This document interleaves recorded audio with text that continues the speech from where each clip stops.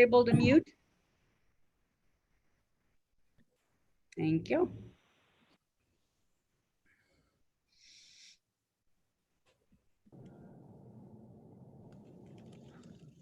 Are we ready to go? As soon as Janine tells us. Oh, okay. Okay, Dale, the meeting is live now. You can start whenever you're ready. Okay. I would like to call to order the Cuyahoga County Council Committee of the Whole meeting for Thursday, July 30th, 2020, and ask the clerk to please call the roll. Calling the roll, Mr. Schron, Here. Ms. Conwell, Here. Mr. Jones, Here. Ms. Brown, Here. Ms. Stevens. Ms. Stevens is absent at the moment. Ms. Simon, Here. Ms. Baker, Here. Mr. Miller, Here. Mr. Tuma, Here. Mr. Gallagher, Here. and Council President Brady. Council President is absent at the moment. You have a quorum. Okay. Thank you very much. And the next item on the agenda is public comment. Do we have anybody signed in for public comment? No, Mr. Chair, no one has submitted any public comment via email. Okay. Next item on our agenda is our main presentation for the day on the ERP system with our consultant Zig Berzens. Please proceed. Good afternoon, everybody. Good afternoon. I assume all I need to do is hit the share screen button. Yes. And I'll go to my presentation, briefing document. And everybody should see that. We do. Good. And as you know, I mean, you just received two documents actually from Trevor. There's a report, which is a little more lengthy. And then I edited that and made it a little shorter. So hopefully we'll not spend an abnormal amount of time on this. So basically we'll talk about where we are, what the status trends are. You know, we did have a tipping point, so we need to kind of look at whether or not this thing is going to get straightened out again. We need to talk about project management, contracting. Will there be an overload in phase 2 because of deferring payroll? Because now you've got some overlapping. And then the impact of changing the payroll deployment approach, the overall outlook, some comments about appropriations, budgets, and spending, and then our conclusions. So where are we? I need to, there we go. It was blocking it. So let's talk a little bit about the completion status. I mean, the last fiscal components of the solution are dragging. You know, they were sort of kind of launched in April and then continued to stretch out because they needed to complete their training, and the team sort of spread that out. And that has moved, you know, last month they were talking about finishing all that training in August. And the latest, you know, indication now is that they're targeting to complete the last of the fiscal components in September. So when you think about it, I mean, that in essence is 6 months later than April. Timekeeping, which is we refer to as WFM, or workforce management and payroll, has been deferred. I mean, it was going to launch in July. It's now in essence going to start deployment in October, and then it'll actually spread payroll and WFM in 5 different groupings, presumably ending, you know, with the last payroll in February, and then having some post-go live time taking it to the end of March. So that's kind of the story with payroll. The rollout of accounts payable and purchasing activities to the non-executive agencies was at one time moved into phase 2, and now it's been pulled back into phase 1. And the team is, actively, addressing, actually moving the capabilities of accounts payable, purchase requisitions, and also HR activities out to the non-executive agencies, and the targeting, that by the end of 2020, by December of 2020. We got to remind ourselves, and I'm continually reminding you, that the full scope of the ERP solution includes some components that are not in phase 1. So the total ERP solution includes expense management and talent management. Those are part of presumably phase 2. But I think we need to remember that, with a focus on phase 1, which, no surprise there, focusing in on WFM and payroll and budgeting, that there's not as much attention being paid to what do we have to plan, what do we have to schedule, how much is the budget, and do we have the staff to actually get phase 2 accomplished. And so that we just need to remind ourselves that that's sitting out there. We also need to remind ourselves of the budgeting solution. I mean, that's been broken into 3 parts. The first 2 parts of the budget formulation management system, has been accomplished, but the third part of that continues to remain hanging out there. At one time, it was thought to be, actually part of phase 2. Now it's been moved back into phase 1, but it does need to tie very closely to the rollout of WFM and payroll, because part 3 of the budgeting solution is the calculation of FTEs. And you got to have time, people's time, in order to actually calculate FTEs. And that's the piece that is sort of hanging out there, and that needs to be rolled out, and tied in with the deployment of WFM and payroll. So you have seen this chart for a long time, but it's trying to make sure that we continue to remember what is the full entire scope of the enterprise resource planning solution and where we are. So the green check marks are the components that have been in for quite a while, but we've got to, and then the yellow arrows are the components that are actually part of phase 2. So you can see there are some pieces that are kind of being pushed out there. We now know that we're delaying the deployment of WFM and payroll. So that's moving out further. The orange check marks are the last components of the fiscal piece.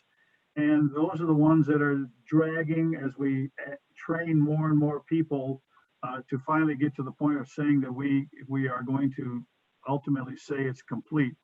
There are some pieces that, in essence are kind of have dropped off the end of the earth, which is, the integration of Harris, which was the new property management system, as you know, has gone through some struggles.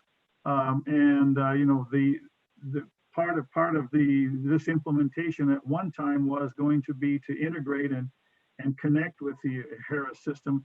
That's probably not going to happen for a while. And the same thing with the CRM, which is in purple down the lower left-hand corner. That was a pilot, and the decision has been made not to go forward with that. In enterprise asset management, the main piece of enterprise asset management was work order management, and work orders went in 2 years ago. So it's been in production, and Public Works has been using it and generating work orders, and they've been doing a great job. But there are more pieces to the enterprise asset management, and those are basically being stretched out, and they're being brought in probably next year. So we just need to, I think, realize that not everything is, even when you hit March 31 and you say phase one is done, you're still not done. So we need to make sure that we kind of remember that. So the progress of the phase one piece of the project, I think the best information that I've got is the work plan as of 6/19/20. So that tells us something. I mean, I know they're working on upgrading and completing and finishing and fine tuning the rollout of WFM and payroll. But the point is that we still haven't seen it. And so we just need to realize that we've got some dated information here.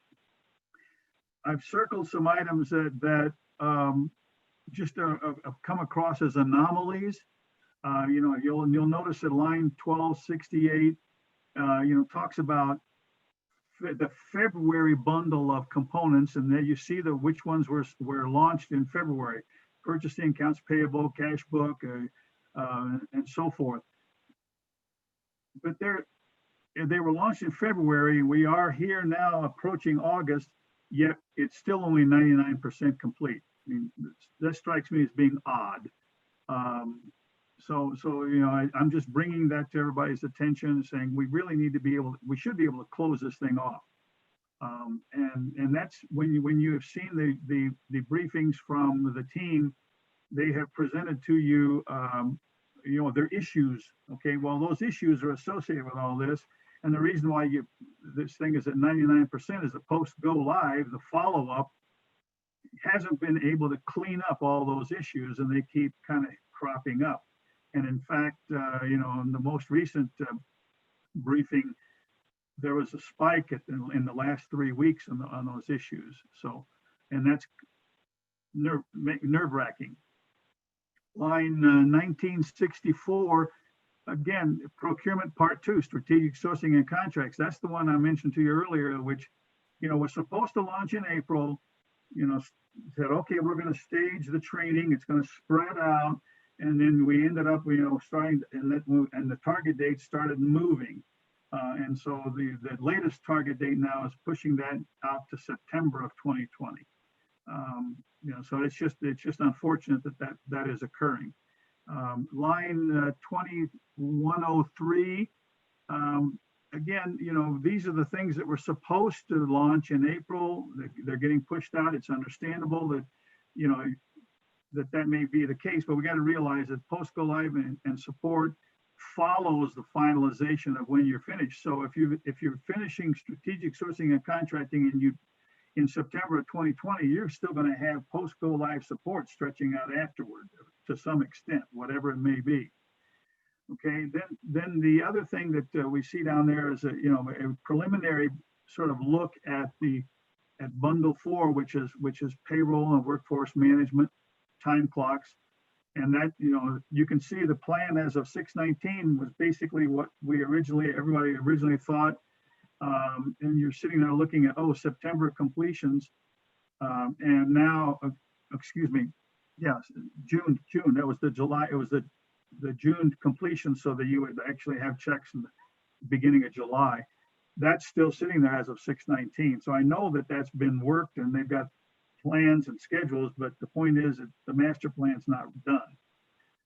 So that's now, see the arrow there, it's now March 2021. And then you need to realize, again, post go live support, that kind of stuff follows the actual launch. So that's, probably going to stretch all the way out to April of 2021. Any questions? Okay. I've been tracking the April modules, okay, and these are the ones that were supposed to launch in April, and this is as of 7/24. And the very first group there, this is the way that the team presented the components that were supposed to launch in April. And April 27th, this was their briefing, and the green boxes, designate that things are done, and you can see where things are, and they've got the dates in there and so on. And then in May 27th, there's more progress. That's a good thing, more green.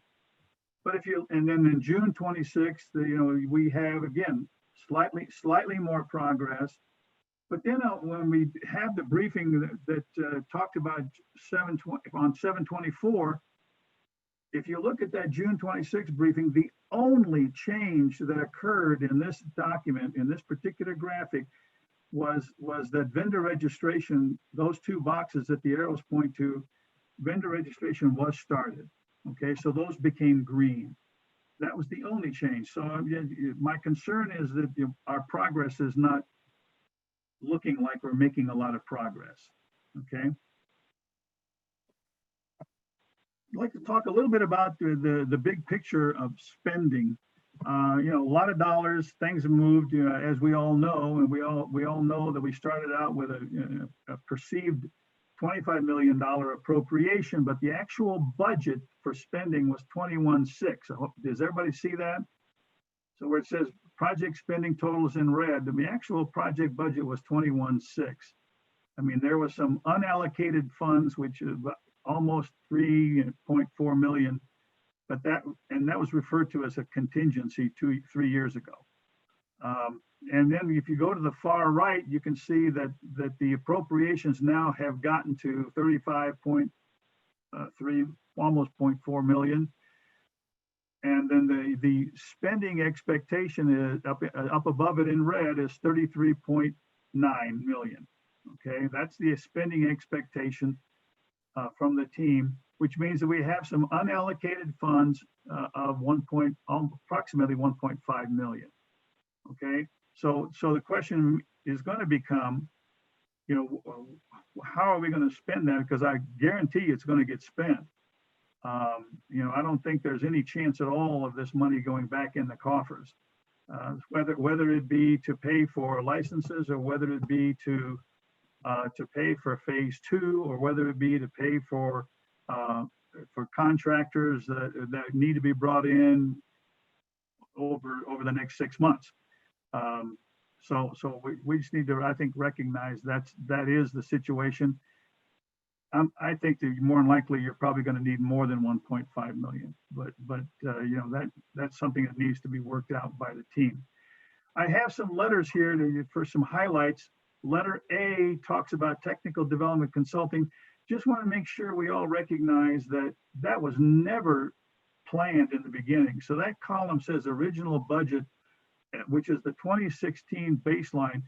It was never planned. I mean, you can see that over time, things were added to, in terms of work that needed to be done, to the tune of ultimately getting to an expectation of $822,000. Okay. Line item B, there was an estimate initially of $600,000 for hardware. Clearly, we can see that was an overestimate. Okay, because we're ending up at, if you look at the estimated total at completion at March 2021, the expectation is there will only be a $288,000 spend for hardware. So we did some overestimating for hardware. Line C is all about backfill. Now, backfill was this whole idea that we needed to have resources, county employee resources, working on the project. And the estimate was that it was going to be in the vicinity of $1.5 million. But that was, pricing of internal personnel more than anything else. It was expected to be internal. But the county has, over the time, has just simply not been able to allocate an appropriate number of internal personnel. And so what has happened is that the county has basically filled those slots to work on the project with contractors. Needless to say, that means that you've gone from an estimate of 1.5 million to now in that column of estimated total at completion of 4.3 million. Okay. And that, by the way, includes Mainsail. I mean, that includes some key project management people, because the county simply did not have the talent to do that, which is why Jack was here. All right. I mean, he's part of that backfill support number. Line D talks about the ERP core team, and it starts out as a $3.1 million expectation, ends up being at 6.1. I continue to think that that's a little high because there's an awful lot of this is an accounting question or comment, and that's that there are resources that are internal employee resources in the IT department that have been working on this project for years. And many of the components of this project, like work order management, have been in production for years. So the question becomes, is their time appropriately charged to the project, or should it be appropriately charged to the DOIT department? I realize that's robbing Peter to pay Paul, but by the same token, you know, it tends to push the overall total budget and the expenditures of the project obviously higher than was originally thought. So from 3.1 million to 6.1. And then lastly, I'm going to continue reminding everybody that the information that you're being presented coming from the team focuses entirely on phase one, on and only phase one, which means that the estimate to complete, which you see in that column there, of the estimate to complete is 4.9 million. That is to finish phase one.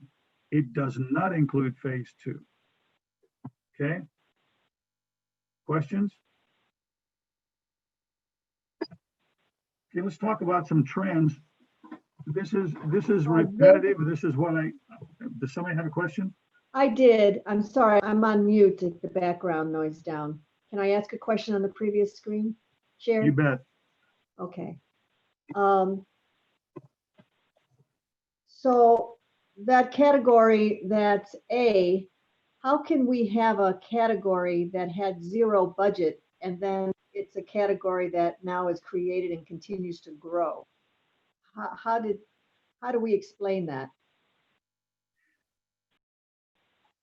The only thing that people were paying attention to from a budget perspective is the total. I mean, and the other line item that people were being very tight about and very clear about is the contracts. So whatever they had, the team had contracted was very closely looked at. There was nothing contracted for technical development consulting at all. And I think there was not an expectation that some of that needed to be done. But we need to look at this. This original budget is expected spending. Okay, Right. It's expected spending, and the 21.6 is the budget number. I mean, that's and then of course the 10.4 is contract values that were actually documented.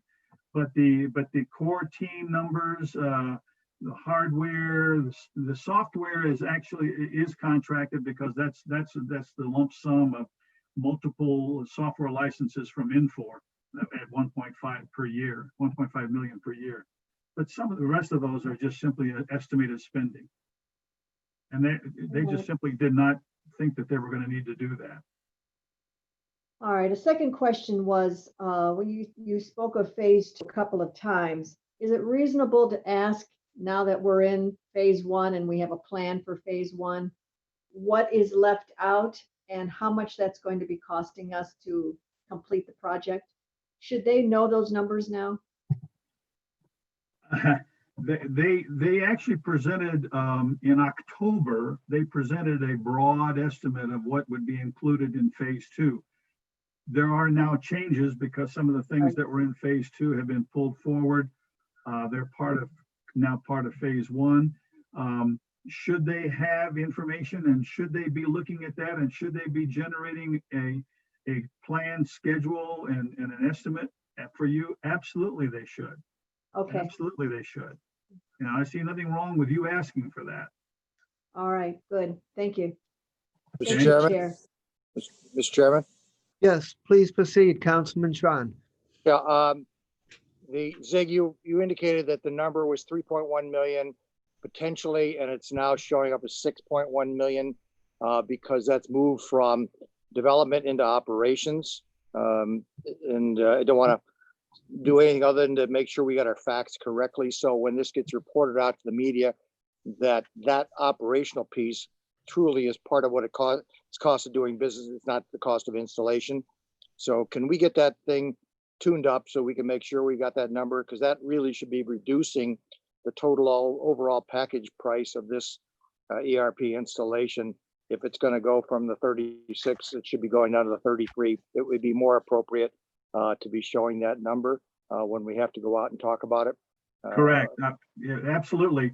And as you recall, in the team's briefing on Monday, they are now going to be tracking very carefully what's operating and what's capital. I mean, Right. they're doing that. I mean, I think that's a good thing.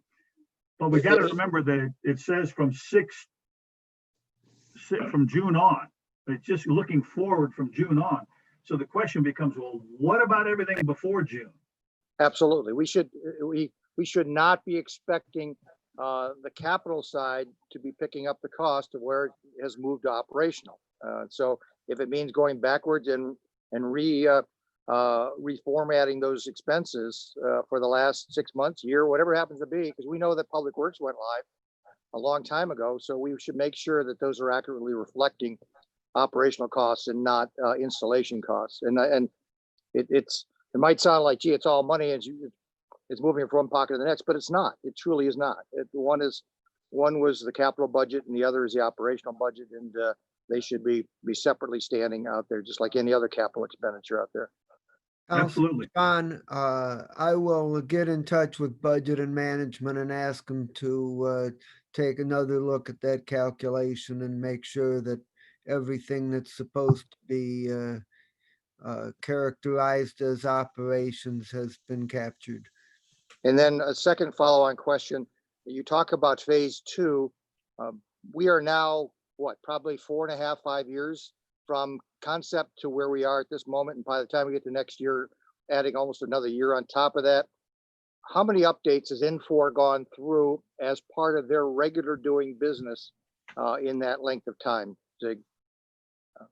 I'm not sure, and I don't recall if there was I think there was one update, a minor one, about a year ago. And then I can tell you that there is a fairly significant update that is occurring as we speak, which is one of the things that has kind of put everybody in the box and kind of pushed everybody down the road. And we've got to defer payroll because they are going through an update. My understanding is it's going along quite well and it's fairly successful. But that's probably the last one that'll happen before they finish next year. And then the next major update we talked about almost a year ago, that we should be planning that. In other words, because it's going to be a capital expenditure. It's going to, when I talked to Infor about this thing a year ago, they basically called it the equivalent of a re-implementation. That's how significant the update is, and it's referred to as version 11. But you've probably heard people refer to the financial piece of this system as being Lawson. And Lawson is a product that Infor purchased. I mean, that's the product in essence that we're using. But Lawson's a dated solution. There are still, as I understand it, some COBOL programming still buried in Lawson. Wow. Okay, it's been around a while. Okay, If you say COBOL, it's a solid platform, but it just simply doesn't have all the whiz bangs. And so they've got a new version now, which is very cloud-based and all those wonderful things. But it does require, according to Infor, basically a re-implementation. So that's something that I know that Andy, and Jack are aware of, and they're trying to figure out when you're going to do that. And is that going to be a year from now, 2 years from now, or 3 years from now? But ultimately, it's going to be something you're going to have to do.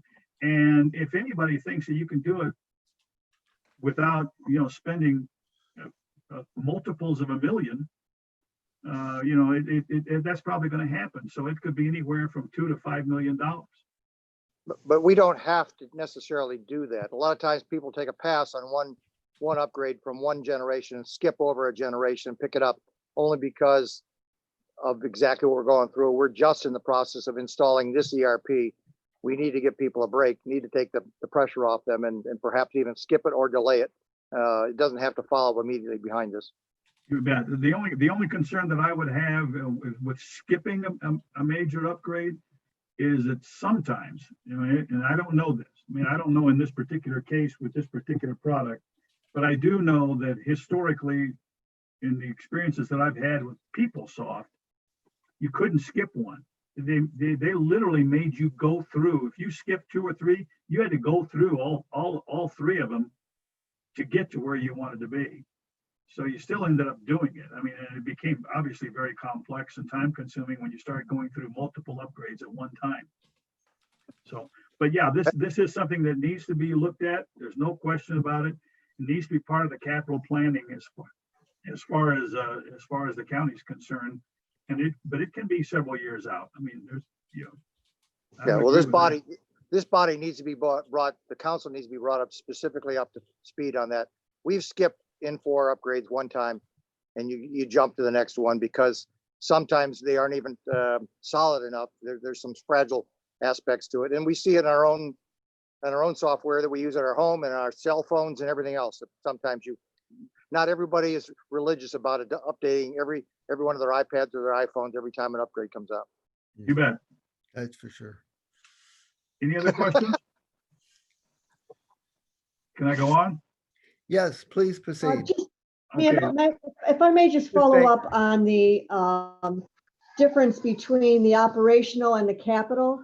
Another good reason to follow that operational expense is that we are finally, hopefully, going to get to a point where we're going to start looking at efficiencies. How much better are we than we were before?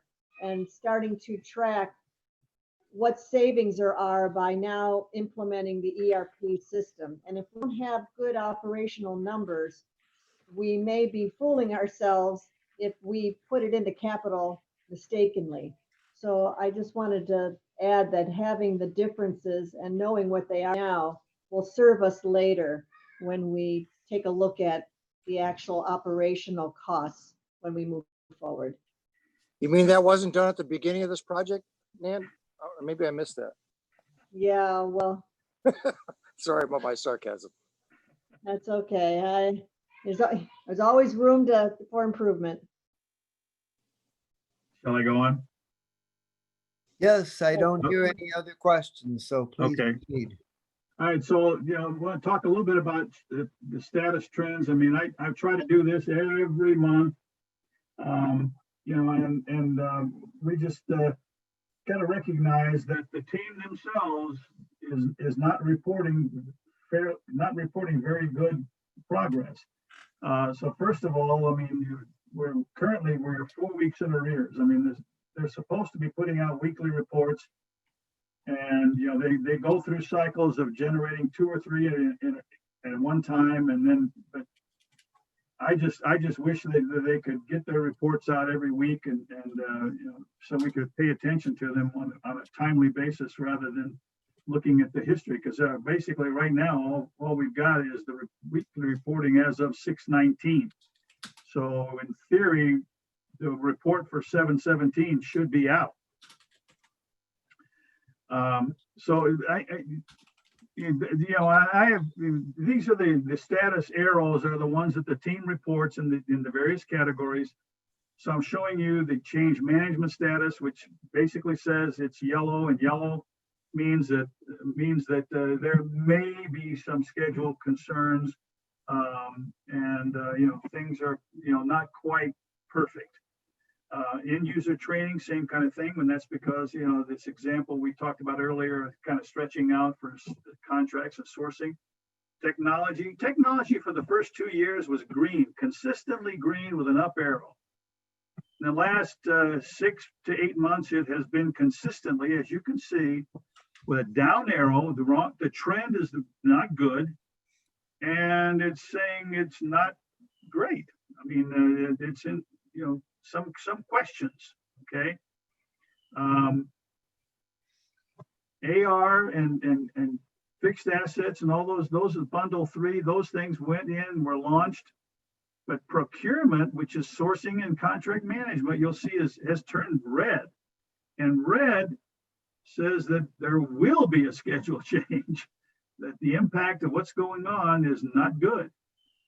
And so that's what they're saying. Now, we all know that everybody thought that about payroll, but notice that if payroll, I didn't even show you the prior month because it was red in the prior month. I mean, the team knew that they had issues with payroll in April. Okay, and you can see that in May, they knew they had issues. All right, which is what led to, gee, we're going to reschedule payroll and we're not going to launch in July. But I sure would like to know what it is now.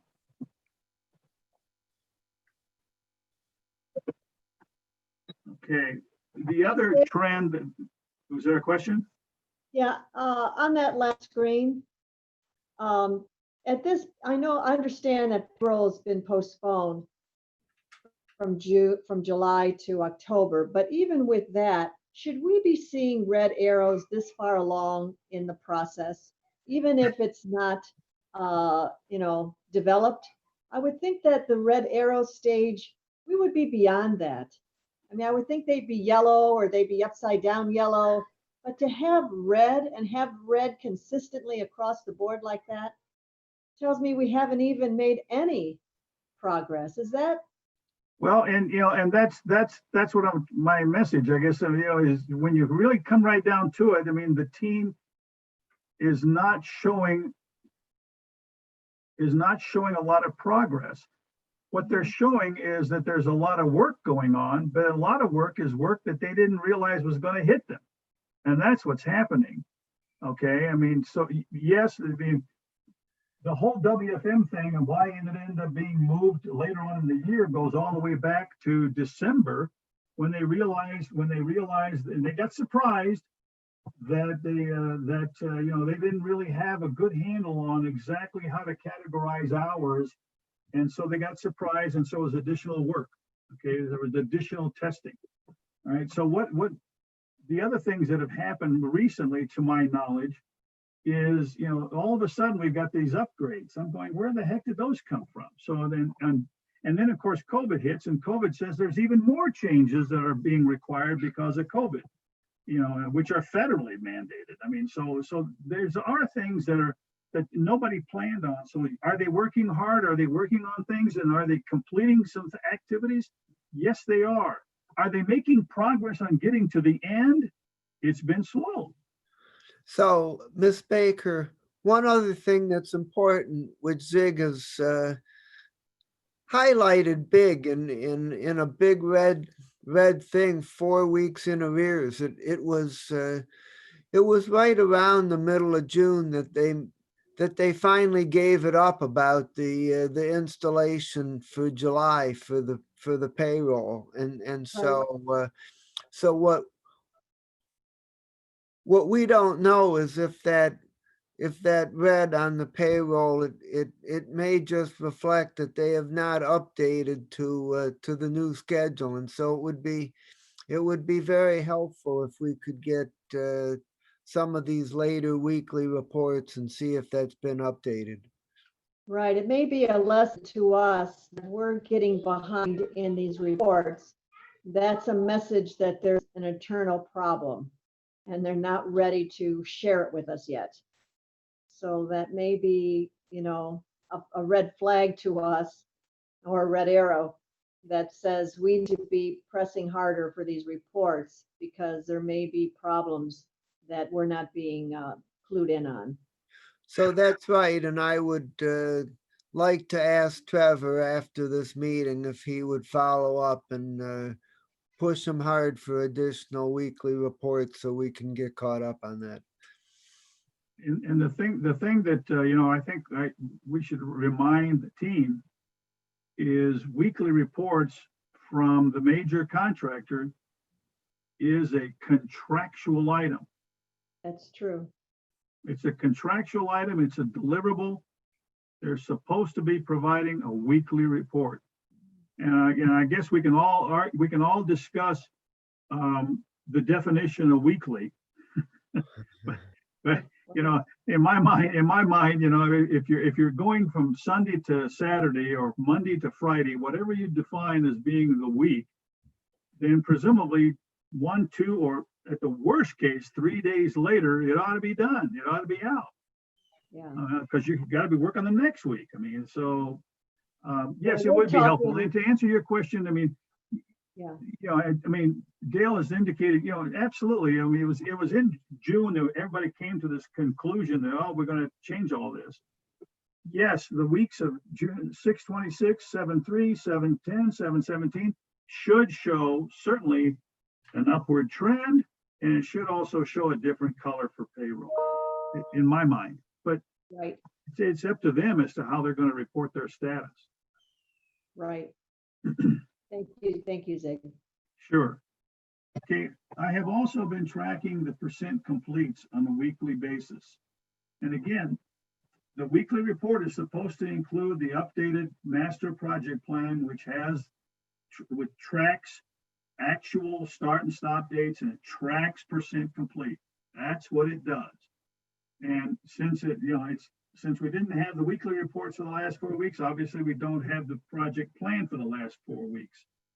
But I do have them through 6/19. Okay, and so now what I'm showing here, this is our, you know, our way of kind of indicating, is there or is there not a change?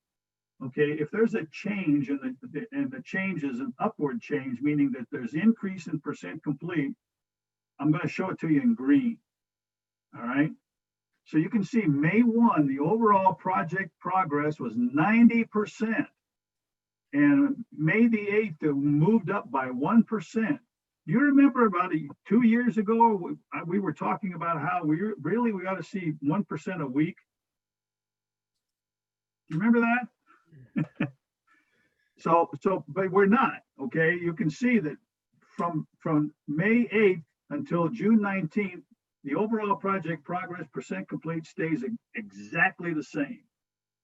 So in terms of progression and moving forward towards the end result, there's been no change. That strikes me as being no progress. Okay. Now, does that mean they're not working? No, I'm not. Again, a lot of things going on, a lot of extra parallel runs, a lot of changes because of COVID, a lot of it, you know, there's a lot of work going on, but in terms of moving toward the end result, not really happening. Okay, then not only that, we have some anomalies, which, you know, as far as I'm concerned, I would be asking someone what in the heck happened? But it needs to be timely. You need to have a weekly report, and you need to look at the weekly report and recognize that, oh, sourcing and contracts went down from being perceived as 100% complete on May 29. 100% complete. I mean, that's pretty obvious to me. That's black and white. It's done. Well, the following week, it went to 91%. You know, I have no idea what happened, but, you know, probably it has to do with why there's something that happened that they need to all of a sudden change it from, well, we'll roll out the training in August for contracts and sourcing. Or no, then we'll change it to September. So something is going on that's dragging this thing out, and that, you know, the team should be in a position to tell you why and what they're going to do about it. You know, and I don't know what's happened in the last 4 weeks. I don't know if the 91% for sourcing and contracts has changed or not. Same thing with payroll. Payroll went from 81%, and now notice it's green, so it was an improvement from the week before. Then all of a sudden it dropped off, and then there's been no change in the percent complete for payroll, workforce management. Now, time clocks, I understand. Time clocks, there's no active work going on. They're just setting that aside and they're waiting. You know, they're waiting to turn them on. So, but anyway, that's again the appearance to me of the lack of progress toward the end goal, the end objective of finishing phase 1. And again, this is phase 1 only. Okay. So we had a tipping point. The tipping point we talked about in the last 2 months was, okay, is it going to happen? Yes, it did. We have to reschedule the project. So the question becomes, can we get this thing righted? And there's some good news here. I mean, the last time the team talked to you, they said, here are some really important things that need to be done. They are proceeding items. They have to be finished. They must be successfully concluded in order for us to even remotely consider launching payroll. And they said that had to be done in several weeks. And the answer is it was. So that's a good thing. Okay, that's a good thing. But there are some risks when we start doing this. Okay, when we start staging a deployment, we have to recognize that now we have to worry about synchronizing data between old and new. Because we're not turning it on for every employee at one time. We're turning it on for groups of employees, which means that some of them have got old data, some of them have got new data, new system, excuse me, new solution, old solution. And the thing that is concerning is that the track record of the county when they had to do this once before was not good. So if you may recall, this is a year and a half ago, the county had to synchronize the existing HR data to the new HR data. And they went through about 2 months of synchronization and it fell apart. And then what happened is that you may recall this term, we had a new sub-project called the GHR refresh. Yes. So that was a very interesting exercise where but that's all because basically we're unable to keep things synchronized. Okay. Well, we're faced with the same thing now. We're faced with, okay, we're going to have a 6-month period now, October to March, give or take, and we're going to have multiple payroll cycles, and you've got to make sure that then you got to figure out, how many W-2s are we going to use, and who gets how many W-2s?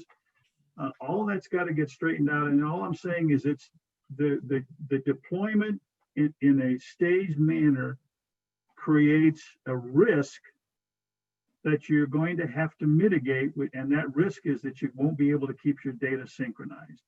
And you just simply have to mitigate that. And I think the team's aware of that, but it's a significant risk. Because once things get out of whack, you could end up messing up somebody's paycheck. And of course, that's the last thing in the world you want to have happen. It is. Let's talk about project management. I specifically asked Jack to give me this list because there is this issue that the counties had to go through for 3 years now. And there's an awful lot of lack of continuity from a project leadership perspective. And that's caused some issues. Absolutely. And it's not a short list, it's a long list. So if you look at the executive steering committee, you say, oh, all these people, they've been in and out, gone, you name it. Matt Carroll's still around, but he went from being the chair to not being the chair. So those kinds of things. We all recognize that a lot of these other names, these people literally have left. And then on top of project governance, the executive steering committee losses, we have project management losses. So the original project manager who ended up leaving, that individual was replaced by 2 individuals. So I'm kind of referring to that as a committee. And then finally, that committee was replaced by the single contract project director, Jack Ryan. So we finally got to where we were concerned for 2 years. There are also been staffing losses, and I don't think it's necessary to identify the individuals so much as to recognize where the staffing losses took place. When you've got a controller and a deputy CFO leaving, you've got very significant subject matter experts that are all of a sudden gone. when Douglas, when the HR director left, I mean, then all of a sudden, the benefits supervisor becomes the interim HR director, and then that benefits supervisor, who was the interim HR director, ends up leaving. So, and then we've got payroll. You can see there's payroll showing up on this list in several places. So key people with knowledge and understanding have left, and they're not around. So the impacts are, there's been an entirely new fiscal and HR management team, an entirely new fiscal payroll team. And then we've got this whole issue of replacement personnel have required an additional round of detailed training. So a lot of training, there's people that were up in this upper list, those people were all trained on the product. Well, now you get these replacements, and so you got to train them again. Again, that's another reason why things start stretching and not making dates. Okay, and then you've got this whole learning curve issue with people. Not only are they having to learn the product, they're having to learn the county. Okay, let's talk about the leadership change. So, as you know, the current program director, Jack Ryan, he has been a very constant force for 18 months, and that's a good thing. But he has now agreed to become the county's deputy CIO, and his responsibilities then become that he's responsible for all county technology development. Okay. Now, he starts on August the 3rd, and I think we all need to recognize that all of a sudden there's going to be a lot more put on his plate. Okay. So he's not going to be able to allocate 100% of his time to the project. It's just impossible. Will he allocate a lot of his time? I feel very confident that that is the case. I mean, I don't question his desire to finish this thing. I don't question his desire to focus in on this thing, nor do I question his expectation that he will be accountable for the project. I feel very confident in. But we need to recognize that when he's not able to put 100% of his time on this project, there has to be a solution or a way to ease this for him. And the way to do that is that he has suggested a program management office. So he's going to have, in essence, a group of what I refer to as lieutenants. Call them lieutenants or call them sergeants, whatever the case may be, but somebody is going to run the details. Okay.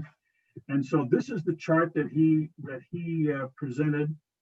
And so this makes sense. I think, there was some discussion about, which line should Andy Moles go to on there. And I think that was answered. I mean, so those two are basically, in essence, on an equal level, with Andy focusing on infrastructure and Jack focusing on development.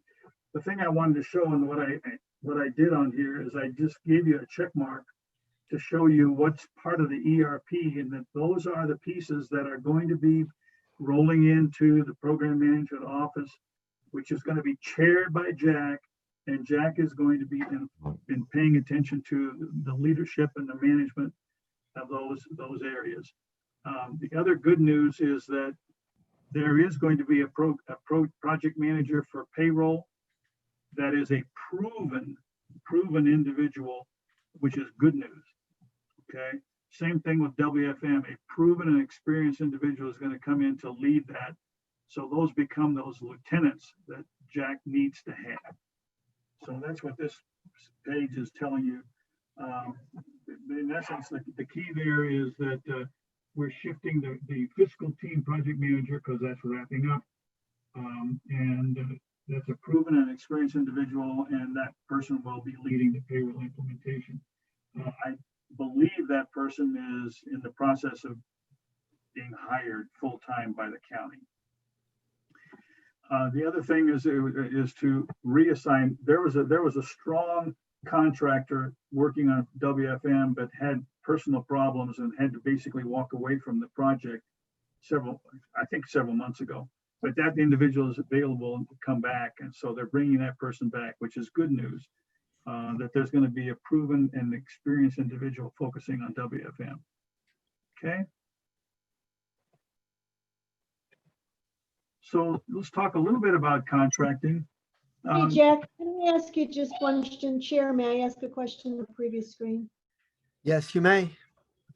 Do you think, Jack, in your opinion, that given we've delayed this again for, I've lost track how many times, and we're moving now into 2021 as a finish date, is this the right time to be making management changes?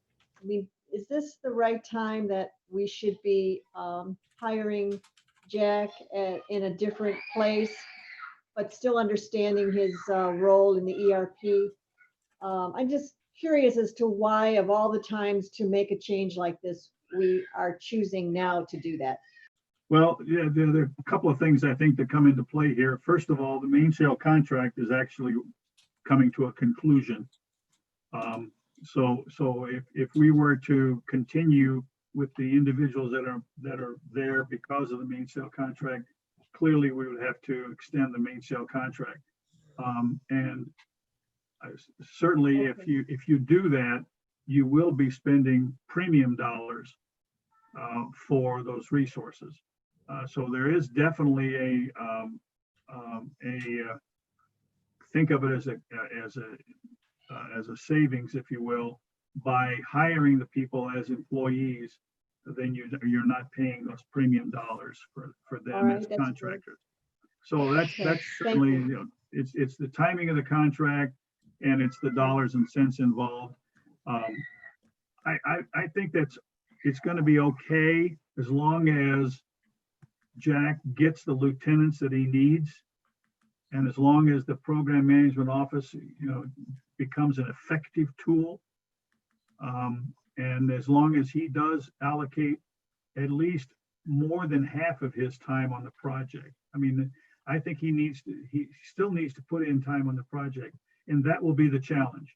Because all of a sudden we got, you got Data Lake, you got Harris, you got future CRM. I mean, there's a bunch of development activities that are going to, again, if there's an effective program management office and he's got lieutenants or sergeants, however you want to refer to it, as project managers, people that are managing the project beneath him and reporting to him.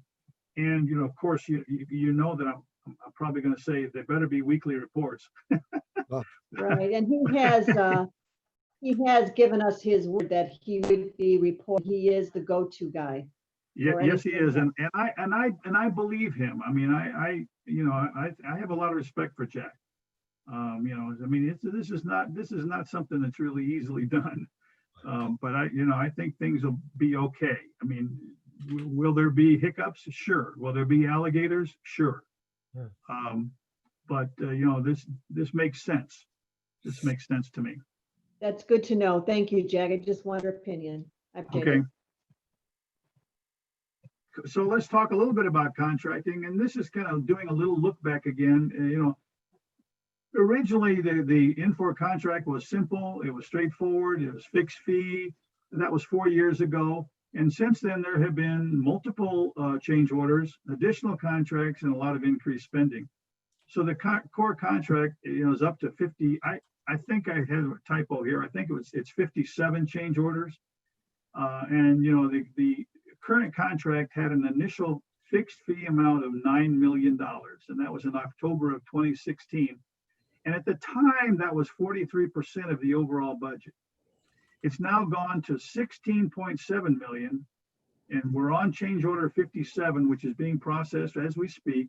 And now that 16.7 million is 50% of the budget of the current expected spend. Okay. The new thing that was not originally considered was main sale. So it was basically, going to be a small addition for backfill personnel. But it became significant when we started saying, oh, we need project managers. Okay, so it's one thing to say I need analysts, it's quite another to say I need managers. And so it has become a significant portion of the overall cost of the project. And as we know, I mean, the current project director and the fiscal project manager are two very key players, and have been, and they're proven, and but they've become a little more pricey. Okay.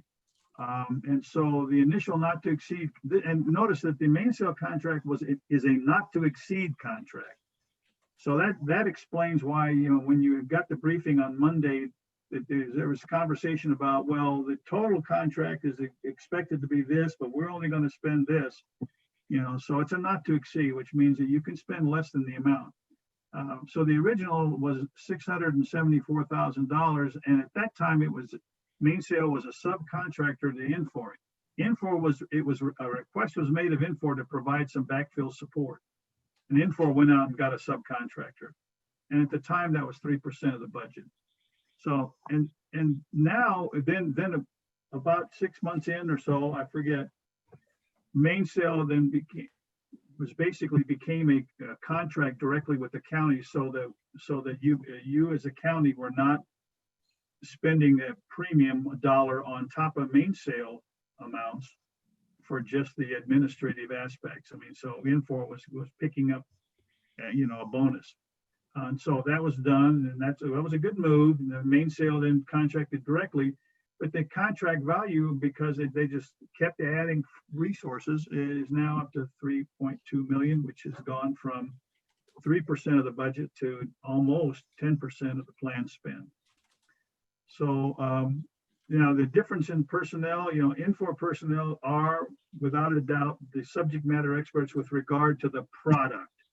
And that's exactly what, you can't get around the fact that you need to have that. Main Sale personnel have basically been backfill for project resources that either the county is unable to provide or didn't have the skills. Okay. That's kind of the contract story.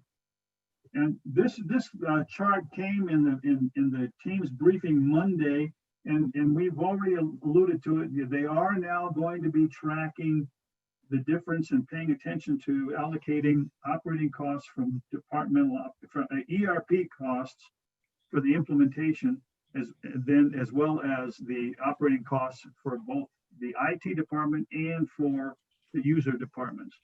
So in essence, literally, there's going to be situations where there's going to be personnel that the HR department and the fiscal and finance department are actually going to be including in their operating budget. So, but the key message here is, this is from 6 June of 2020 going forward, and we have the question of in the past. Okay. And you can see down here, I give the example of work order processing. I'd also like to mention, that open enrollment has been in production and been used by everybody in the county for 2 years now. Okay, so I just want to we need to remind ourselves that when we deferred the payroll, now that we may create overload.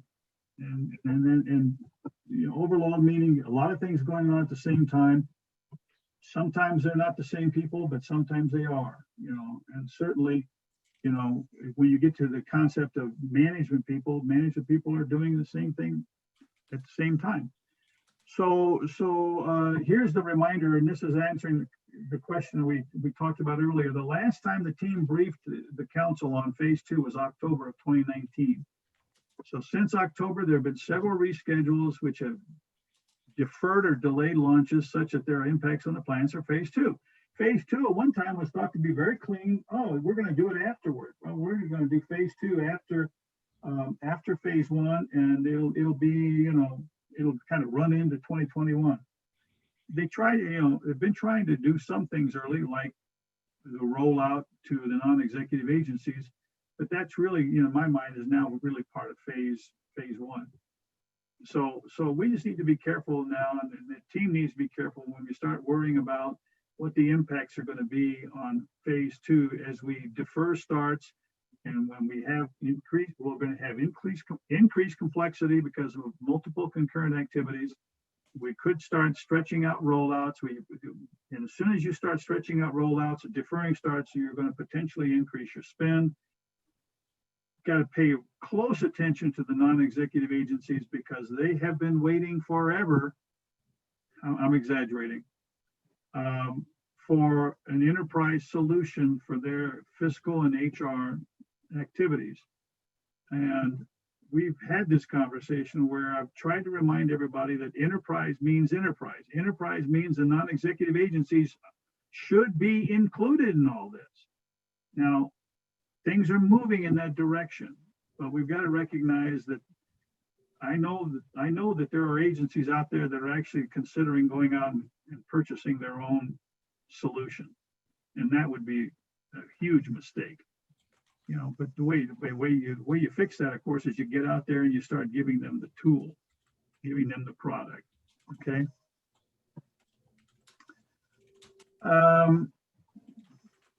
There were some major decisions for phase 2 that needed to be made, and we've alluded to this already now. But this is just kind of reminding everybody that these decisions have not been made. Okay. And so we talked earlier about when do you do the upgrade to Lawson? And so you need to come right out and basically say, well, what is it? When are you going to do it? How much are you going to spend? Reporting, you know, the only answer that I've heard about reporting is, oh, well, we're working on a strategy. Well, you know, that doesn't tell you when things are going to happen and how much you're going to have to spend on it. And do you do it as part of phase 2? We've talked about the non-executive agency pressure. And then the data lake we've talked about, which is the data repository. And that's really an enterprise-wide solution. It's not just for this ERP project. And that's going to become even more important on Jack's plate as he goes down the road of his responsibility area. This is the chart that in October 2019 was presented to the council. And I'm just trying to show you that things keep changing. You know, so there's an original target date. You can see the original target dates for these particular activities: expense management, talent management, total rewards. And then I think Jack on Monday told you that we're now referring to this to the deployment to the non-executive agencies, but it was called GL all agency, HR all agency. So you can see the target dates out here, which are, you know, 2 of them are 2 years ago. 4 of them are 1 year ago. You can see the duration that's estimated, and then the estimated revision put everything at the end of 2020. Well, there's no way that's going to happen. So I'm thinking that these are all going to end up, and almost all of them are going to end up in 2021. Okay. Except for the deployment to non-executive agencies. The team is actively doing that right now, and they think that they're going to get it done by the end of the year. So these are additions to phase 2 from the story that you got in October. Now the enterprise asset management is sitting out there, and the team is talking about extending its functionality. Okay, so the extension of that functionality means that we're talking about the actual asset tracking and the inventory tracking capabilities of that product. Public Works is very interested in that, and they're actively working on that. Okay, but there are certainly other places where it makes sense for that to be used. And then the whole issue of reporting needs to be addressed because that's been set on the back burner. Some of that is because the Infor product is basically been deferred for a future upgrade. And so question becomes, how are you going to, what kind of standardized reporting are you going to have? So changing the deployment of payroll, these are the 5 groups. The first group is a group that doesn't require WFM, and that's the reason why it's first. It's easier to get it done. But notice that it's a very large number. Okay, and so certainly in that sense, there's a lot more people involved that need to make sure they have correct paychecks. The last group is Group 5, and it says March 2021. My understanding is that the target is actually end of February to get the last payroll cycle out at the end of February, so that the period in March is actually post-go live support. If that's not the case, if this thing spreads out a little bit, I think we need to recognize that post-go live support is basically, it's a contracted time with Infor, anywhere from 30 to 60 days. So we need to realize that there might be some charges and there might be some activity that goes beyond March of 2021.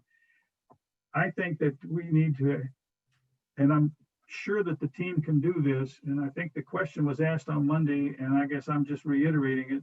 Team really needs to be able to say exactly which pay period and what is the date of the pay period and how many pay periods are going to be included in Group 1, how many, and exactly which ones they are. So we need to have that information, and we don't yet. This you saw on Monday. This is sort of this is what, on a high level basis, what the WFM payroll deployment schedule looks like. Okay. And you know, the green arrows were to show you what's actually going on as we speak. And then there's a restart after upgrade. I mean, so this is where I was telling you earlier that they're finishing up this new upgrade to payroll and the upgrades that are required by COVID to WFM. All that stuff's going on, but they've got to rerun the payroll, okay? And they're changing their payroll approach. So now they're going to rerun the parallels. They're going to rerun those by group, those groups that we just looked at, okay? So they're just changing it. The concern that I have, and I've asked this question, but don't know what the answer is. Well, I think I've been told that it will happen. My question is, when you see this vertical line, you'll notice that I've added the line that says this is today. Because this document was prepared a while ago, the actual vertical line from before is over here to the left-hand side, right under the E for January, the month of June 20th, June 2020 rather. That's the original line. The actual current line is right here, so it's right between the E and the F of July. That's now. And so I put it in there, and it says, oh, well, the way I look at these charts, I say, well, that means that this little bar right here for payroll parallels is supposed to start. So the question is everything ready to start on 8/3? And I've been told that yes. So that's a good news. I mean, so that will move forward and it'll stay on schedule. But you can see some other things are sitting out here in the future, and that's what we should be paying attention to and watching very carefully. You know, when you start getting down here with the rollouts at the bottom there, where you see all these rollouts by group, well, there they all are, and they're overlapping. You know, because you start the WFM and time collection, you start that stuff early, so you got to be watching this stuff pretty carefully. That's why I'm suggesting that you really need to know the exact payroll cycle dates and the dates that people literally will start using WFM when they hit the clock and put in their time entry in the very first day. What is that day? And that we need to be paying attention to that. So what's the outlook? Nick, Yes, let me ask a question. sure. I've asked a couple of times and the answer has been the same both, but because we squeezed from July and now we've made it October and we're doing everything now between October and February, that overlap, could that be a problem? And what if we have any issues that we're not anticipating? Putting all that in a smaller amount of time, could that be a problem? And the answer back was that there's built-in gaps within that time period that are there in case they do have unexpected delays. Do you see enough of those gaps within that time? Here's what I've been told. I've been told that they're expecting a 4-week gap between Group 1 and Group 2. Okay, And then the remaining groups as they roll out is a 6-week gap. Now, that's not a gap from ending to beginning, it's a gap from beginning to beginning. So they're expecting to go through, when you say 6 weeks, they're expecting to go through 3 payroll cycles. yeah, And for the first group, they're expecting to go through 2 payroll cycles because they think it's going to be easier. And I so see. that's the gap, and that's what they're trying to say and how they've laid it out. So generally speaking, you know, in our heads, it's a matter of 3 payroll cycles. So they're literally going to be checking and validating and reviewing each payroll cycle. Okay. Okay. So that seems to me reasonable. The only one that would be potentially concerning is the very first one, because that's the one that's got the highest volume. Yes, that's the one that we're using. We're using data from Kronos instead of WFM, and the interfaces are there. They've been defined. They've been tested. You know, and so everybody's fairly comfortable with that. Bottom line is the real world. You know, Murphy's Law says something can go wrong. Right. And unfortunately, you know, that first group includes, guess what? Justice. Mm. Yeah. Yeah. And BODD.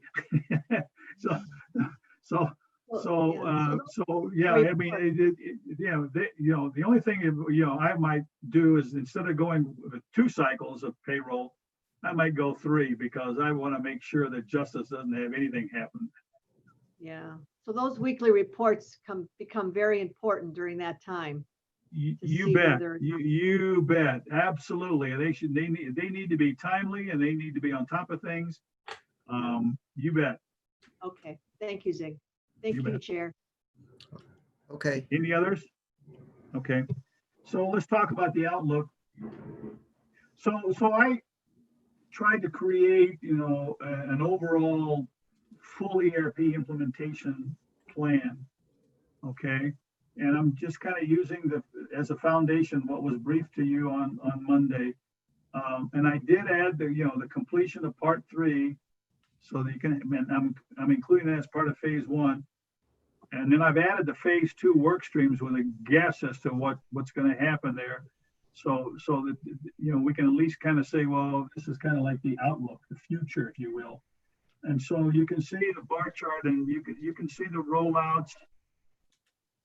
Okay, and they go all the way to March like they're supposed to.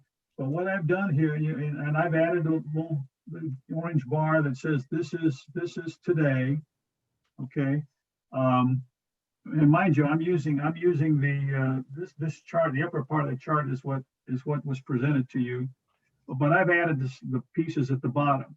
So I'm sitting there going, okay, total rewards. Until you finish payroll, total rewards, it can't be done. So you can see it's way out here in February and March. You can start doing total rewards. Talent management, just to keep from doing too much at one time, I'm showing that out there. It's the same thing with expense management. I've just kind of pushed those out there so that they can be done afterward. But if you do them afterward, you got to realize they're going to take you all the way out to the third quarter. Then down below in orange, these are the kind of the things that were added to the phase 2 EAM interfaces and EAM inventory and assets. My understanding is that there's actual preliminary work going on in those as we speak. So that's why I'm showing those right now. And then I've made a guess as to how long it would take to finish. HR deployment to non-exec and financial deployment non-exec. I thought that was going to go and drag out. And so, and now I've been told that really the target, you can see this short orange line, the target is the end of 2020.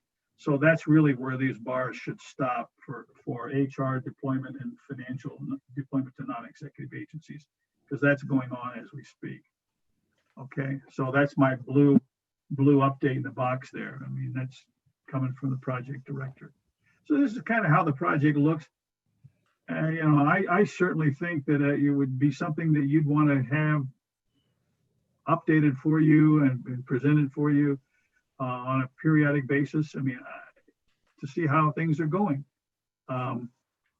Because, you know, you're gonna look at this deployment schedule for WFM. I mean, that's supposed to start August 24.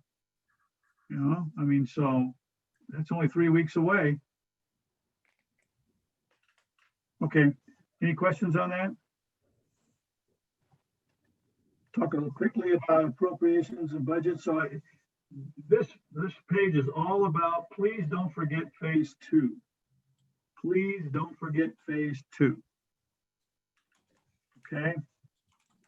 And, you know, the third bullet there, an unknown at this time remains as to what additional costs the county will incur with the new Infor change order and the main sale contract.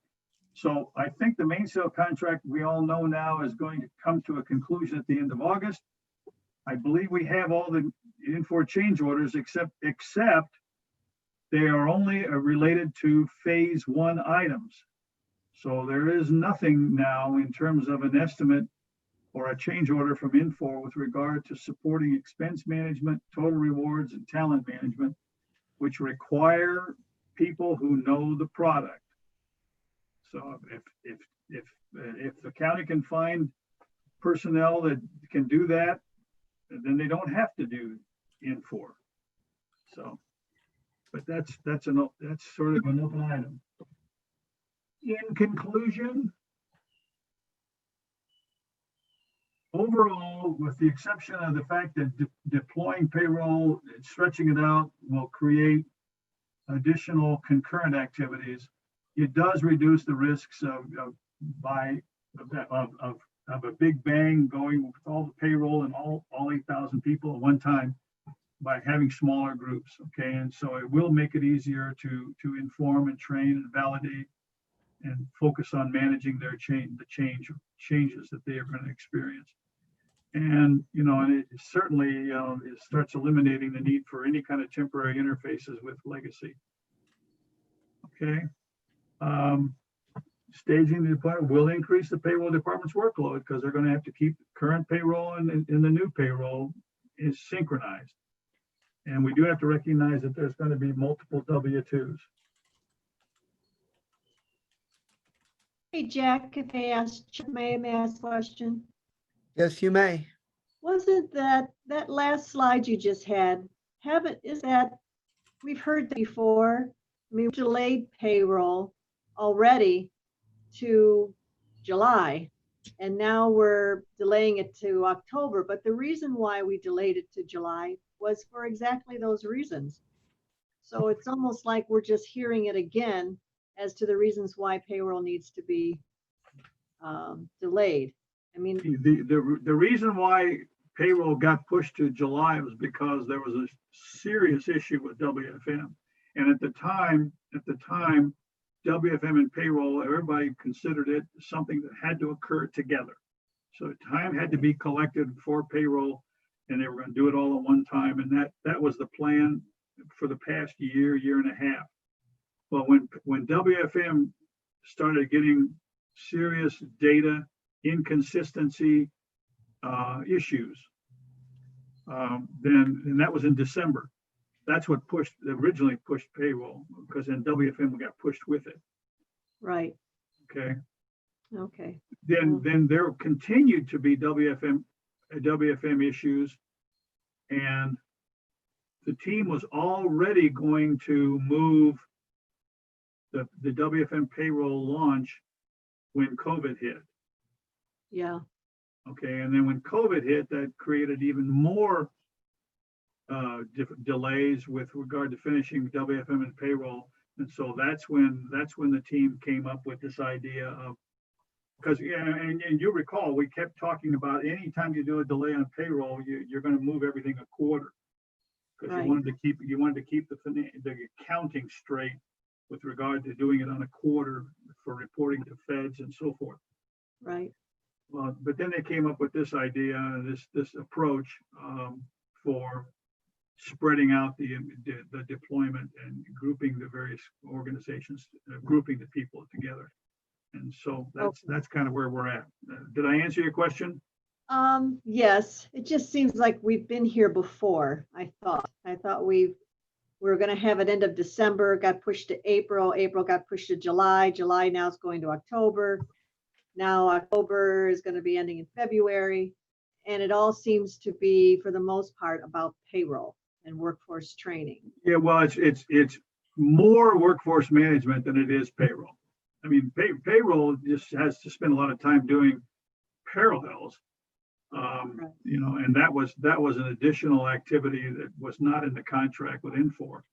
But the problems with WFM have, in my mind, have been the main thing that has continually done this push of payroll. Okay, thank you. I appreciate it. Okay, Thanks, Dick. Thank you, Chair. any other questions? Okay. It's good news that, you know, the team is now focusing on recognizing the difference between capital and operating expenses. They just need to continue to do that, okay? I mean, and we've talked about this, bringing phase 2 back into the fold. We need to make sure that the team has got a master project plan and they start thinking about the pieces of phase 2 and how that fits in. And if the team doesn't do this, phase 2 will continue to be a can that's kicked down the road. It's going to happen. I'm worrying about that 1.5 million. I said 2 million in here, but you know, that was an estimate at the time. But the 1.5 million, you know, I've heard people say, well, let's just decertify it. And I go, I don't think so. You're going to spend it. You will spend it. And if not 1.5 million, it'll be more. Okay. So I think you're going to end up spending more than 2 million on finishing. And that's my story. Well, Zig, that is quite an extensive story, and I think that you did a very good job of giving us the big picture. The presentation that we received on Monday, it was focused, it was detailed, it included some encouraging information, but your report had a broader view. It took us from start to finish. It looked at both phase 1 and phase 2. It covered the multiple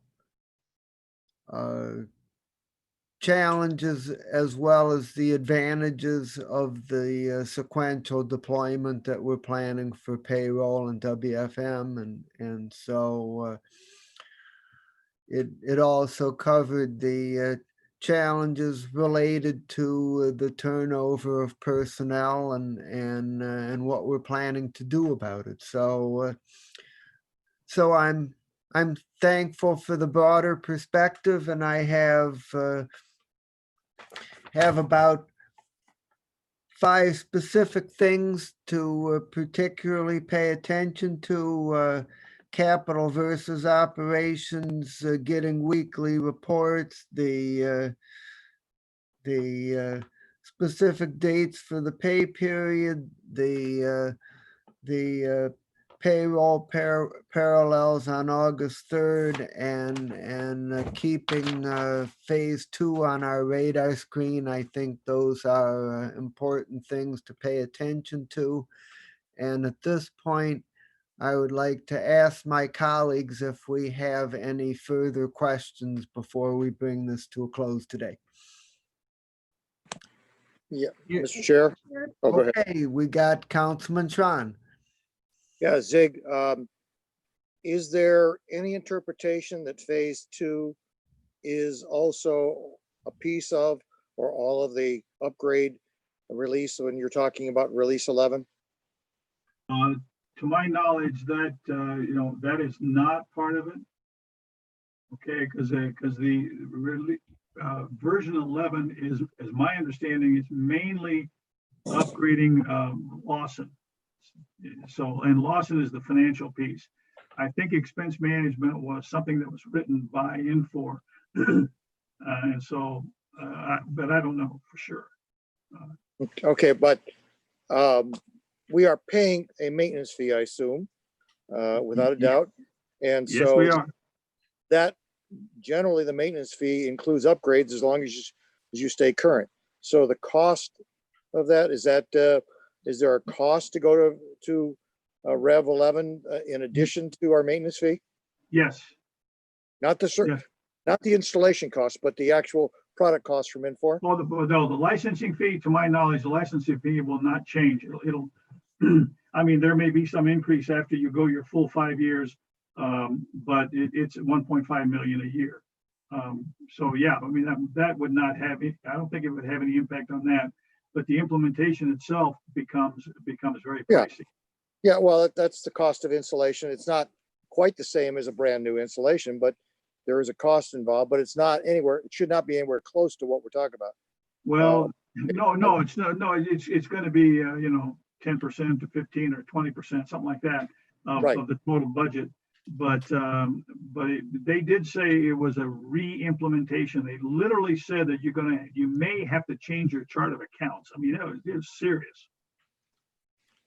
Okay, but why do we want to go down a path of phase 2 if in a year and a half, 2 years, 3 years, we're going to be looking at doing an install of 11? Well, I mean, that it's a matter of do you or don't you want to have the full complement of your product? I mean, you're paying for it. I You're got already it. paying for it, and when you think about it, I mean, expense management is all about getting reimbursed for your expenses. I mean, it's something that touches all the employees. I mean, in my mind, it's a fairly important component. I wonder whether we can bring those components that were going to be in phase 2 and pull release 11's. Release 11 is going to have to include everything you're talking about in phase 2 also, and pull that forward and actually do an install of release 11, those components that are in phase 2. So you could actually have already achieved part of an upgrade right then. Sure, you have to connect version 11 to the rest of the system, I mean, Right. but presumably they will have that all there. I mean, they will have all the pieces connected to it. Well, it just seems to me that if we're going to look at having this install Rev 11 at some point, which is what you suggested earlier in your presentation, that why not see whether or not, instead of installing the Rev 2 or the release 2 piece, we just wait and do that all as part of 11. Yeah, and I mean, the most likely scenario with regard to version 11 is probably 2 to 3 years out. Oh, it's not. 4. Oh, it's not. Okay. It's not ready to go. Oh, it's ready to go. They're using it in various clients or customers. Yeah, Oh, that's what I thought. it's just a matter of the county making a decision, analyzing it, coming up with, what's it going to cost? What's the right timing? I mean, so the county's got to go through that exercise. And I've suggested several times that, it's going to be a capital project. I mean, if somebody can argue with me, but I think it's going to be a capital project. Well, that means you have to have it in the capital plan. I mean, so somewhere along the line, in the next 5 years or whatever, there should be a capital plan that says this is what we're going to have to spend for version 11. And so the But- team the leadership team needs to consider that and needs to address it, figure out what it is, and then bring the plan to the council. I mean, like everything the public works does. But phase 2 is the capital plan too, and that has not been budgeted either. Right. Yeah, that's true. But we all need to remember that 3 years ago, what we consider phase two was considered to be part of what they were gonna do. Right. I mean, Right. phase two was just something that was created about a year ago, I think. But the problem is that all of a sudden it lost any kind of funding. I mean, so all the funding that was associated with trying to put everything in ended up being for just, what is it, 26 or 25 modules out of 30. I mean, there's 5 modules that kind of, got set aside. So I would bring to everybody's attention that a normal time for the administration to bring in changes to the capital plan would be at the time of the mid-cycle budget update, which is gonna start in the second week in November. So so we'll see what at that time what they bring us. Chair, if I may add, Yes, you may. you had 5 items that were on your list. And earlier in the presentation, I asked Zig, is it reasonable to ask about phase 2, but specifically what's in it and how much do they anticipate it costing us? So if you can elaborate on your 5th point and add that, at least we'll start having them think that that's what we're going to be asking for each time we see them. I understand we're in phase 1 and they're concentrated on phase 1, but phase 2 is going to begin, if everything stays as we hope it will, in March of 2021.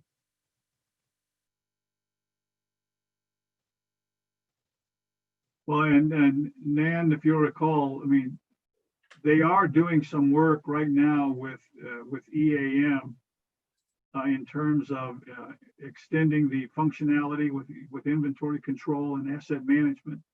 And those are activities that are going on right now, but they've been categorized as being part of phase 2. So it's not everything doesn't wait until March. That stuff's happening right now. Okay. And considered part of phase 1? Well, it's not in phase 1. I mean, in other words, it's not in the project plan. That stuff is not there. Right. So therefore, it's kind of been sitting off to the side and being worked on with Public Works. And it sort of fell into being part of phase 2. That's all I can say. Well, I would ask Dale if you could just get more clarity on what we can anticipate, what phase 2 looks like and what their anticipated cost would be. as we Yes, look I would. forward. I would be happy to do that. That's on my list of primary questions to really focus pretty heavily on phase 2. And I would like to see any future reports that the administration gives us on the project timeline to include phase 2 as well as phase 1. Thank you. Okay, well, on that same point, Dale, as long as you're looking at phase 2, if you could also look and see whether or not we could be pulling forward Rev 11, we've already paid for it. It's not like that we haven't paid for the software. You're going to pay for the labor, and you're going to pay for the labor whether you're doing phase 2 now or Rev 11 that would include components of phase 2. So why pay for that twice? If we're already delaying this thing, why not see whether or not we can pull forward the next generation of this product that's going to cover those components and see what Okay, that. I've added version 11 to that question. Thank you. Anything else, my colleagues? Okay, thank you very much, Zig, for your presentation. I wish you a very happy and pleasant and safe summer, and we'll be in touch with you. I would ask my colleagues if they have any miscellaneous business. I have a couple of things. We're very close to having the schedule for the mid-cycle budget review process in November and December ready to go. So I'll be sending that out to everybody shortly. And also just a forward quick message to the US Congress, which is supposed to take some action in the next couple of weeks. Send money, send flexibility.